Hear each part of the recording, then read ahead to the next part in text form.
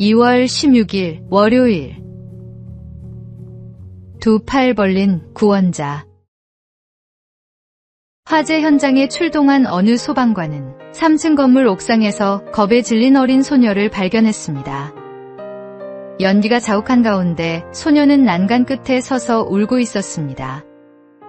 주변 사람들이 뛰어내려 괜찮아 라고 외쳤지만 소녀는 더욱 움츠러들었습니다. 불길은 점점 가까워지고 상황은 절박했습니다. 그때 소방관은 헬멧을 벗고 환한 미소를 지으며 두 팔을 활짝 펼쳤습니다. 괜찮아, 아저씨가 받아줄게. 이리 와. 그 따뜻한 표정과 열린 두 팔을 본 소녀는 주저없이 뛰어내렸습니다.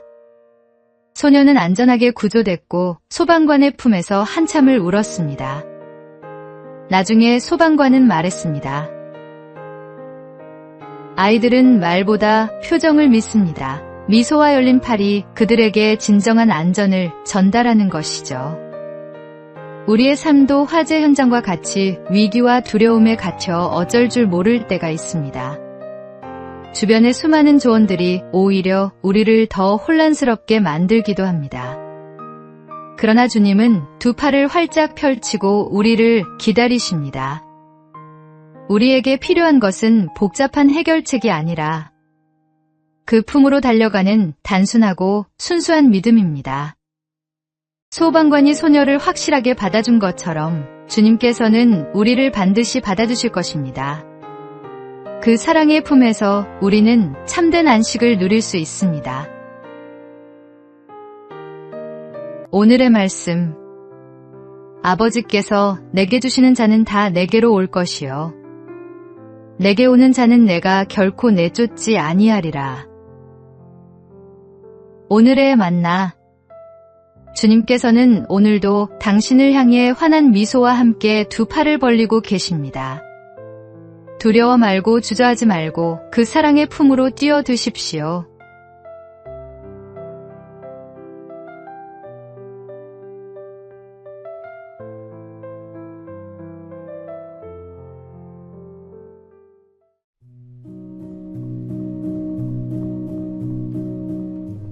(2월 17일) 화요일. 영원한 청춘의 비결. 설을 지내고 우리는 한 살을 더 먹습니다. 이렇게 해가 지날수록 쌓이는 나이에는 5가지 종류가 있다고 합니다. 첫째는 달력의 나이입니다. 달력이 넘어간 수대로 먹는 나이입니다. 둘째는 생물학적 나이입니다. 건강의 나이인데 달력 나이가 70세라도 몸 관리를 잘하면 생물학적 나이는 40세일 수 있습니다. 셋째는 정신적 나이입니다. 달력의 나이보다 이 나이가 적으면 철이 없다 하고 반대인 경우는 애늙은이라고 합니다.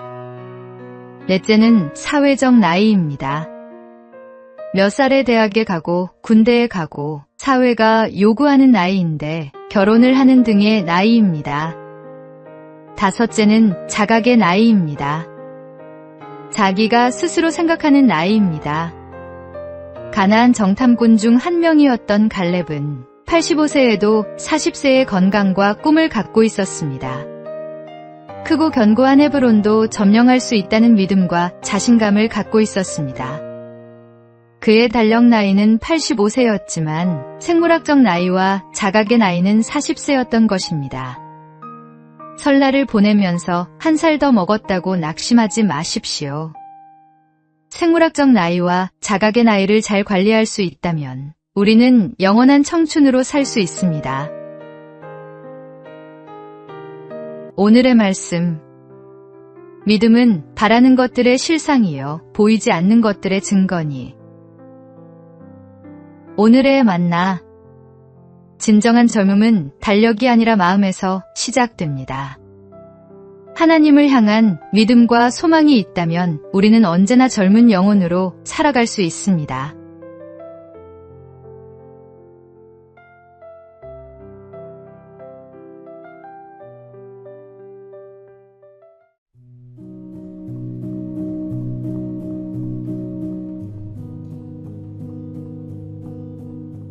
2월 18일 수요일. 너를 믿어. 한 중학생이 학교 축제 포스터 공모전에 출품했다가 탈락했습니다. 아이는 집에 돌아와 그림을 찢으려 했습니다. 엄마, 나 그림 소질 없나 봐. 선생님도 내 그림은 너무 튀어서 안 된대. 어머니는 찢어진 포스터를 주워 벽에 붙이며 말했습니다. 엄마 눈엔 내 그림이 제일 멋진데? 이 색깔 조합 좀 봐. 아무도 생각 못한 거잖아. 아이는 고개를 저었습니다. 그게 문제래요. 너무 이상하대요. 어머니는 아이의 어깨에 손을 얹었습니다. 있잖아, 세상 사람들이 다 뭐라고 해도 엄마는 너를 믿어. 지금 당장은 남들이 이해 못해도 내가 보는 세상이 분명 특별한 거야. 그 말 한마디가 아이에게는 큰 힘이 되었습니다. 몇 년 후 그 학생은 자신만의 독특한 화풍으로 미술대학에 합격했습니다. 입학 면접에서 교수가 물었습니다. 어떻게 이렇게 독특한 스타일을 유지할 수 있었나요? 학생은 답했습니다. 저를 믿어준 사람이 있었거든요. 성경은 마땅히 행할 길을 아이에게 가르치라고 말씀합니다. 그 길은 세상이 정해놓은 기준만을 따르는 길이 아니라 하나님 안에서 각 사람에게 맡기신 고유한 길일지도 모릅니다. 오늘의 말씀. 마땅히 행할 길을 아이에게 가르치라. 그리하면 늙어도 그것을 떠나지 아니하리라. 오늘의 만나. 오늘 누군가에게 나는 너를 믿어라는 말을 건네보시기 바랍니다. 그 한마디가 큰 힘이 됩니다.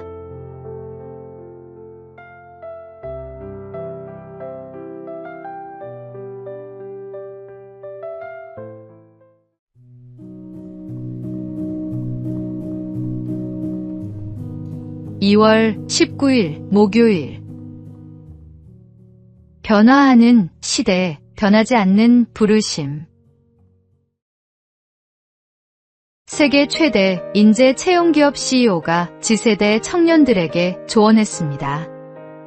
대학 졸업 후 사무직에 취업한다는 전통적 진로가 무너지고 있습니다.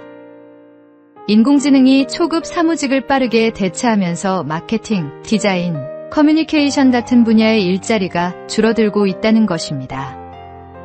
그는 고액의 학비를 지불한 이들에게 현실을 직시하라고 말했습니다. 지금 시장에서는 바텐더, 바리스타, 건설 현장 같은 직무에서 기회를 더 쉽게 찾을 수 있습니다.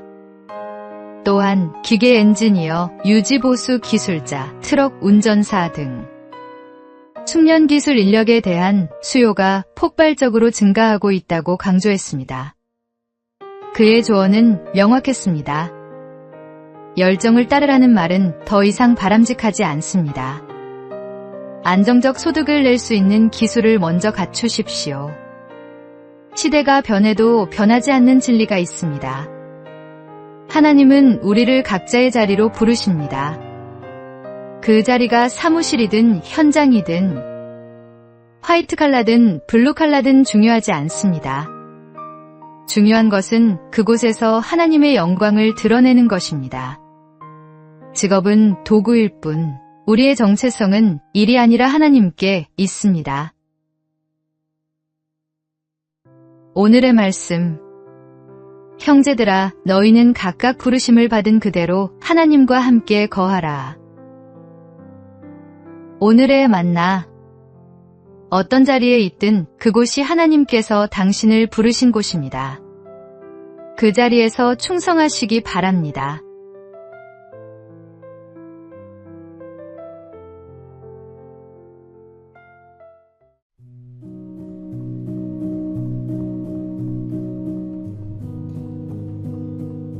(2월 20일) 금요일.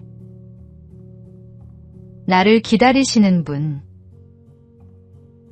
회사 근처 김밥집에 점심을 먹으러 들어선 날이었습니다. 회의가 길어져 평소보다 조금 늦은 시간이었습니다. 자리에 앉기도 전에 주인 아주머니가 먼저 말을 건넸습니다. 오늘은 늦었다는 말과 함께 혹시 무슨 일이 있었는지 묻는 인사였습니다. 2년 가까이 다녔지만 서로 말을 섞은 기억은 거의 없었습니다. 그저 주문하고 먹고 나가는 손님 중 하나였다고 생각했기 때문입니다. 그런데 누군가는 나의 시간을 기억하고 있었습니다. 그날 이후 그 김밥집은 조금 달라 보였습니다. 배를 채우기 위해 들르는 곳이 아니라 나를 알아보는 사람이 있는 장소가 되었습니다. 힘든 날이면 괜히 그 집이 떠오르곤 했습니다. 기다려주는 사람이 있다는 사실이 작은 위로가 되었기 때문입니다. 하나님께서 우리를 보고 계신다는 말도 어릴 때는 부담스럽게 들렸습니다. 잘못을 들춰내는 감시처럼 느껴지기도 했습니다.